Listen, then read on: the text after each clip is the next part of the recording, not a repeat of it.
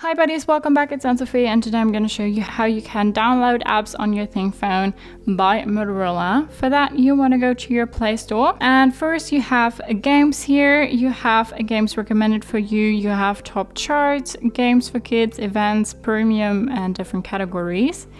You have apps here, also apps for you, top charts, apps for kids, different categories, and you have books, you have ebooks, audiobooks, genres, top selling, new releases, and top for free. If we go back to our apps, go to the For You page and then go to our search bar. That's a weird recommendation right here.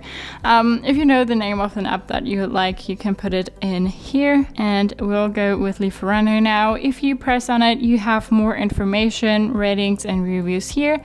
And then you can say install. Now you can say uninstall or open through the button here. We'll go back and then Lieferando pops up here. So you can now go ahead, open the app and use it how you like. So that's how you can download apps to Thinkphone by Motorola. I hope you liked it. Hope it helped. I say thumbs up, share, and subscribe, and I hope to see you next time. Bye.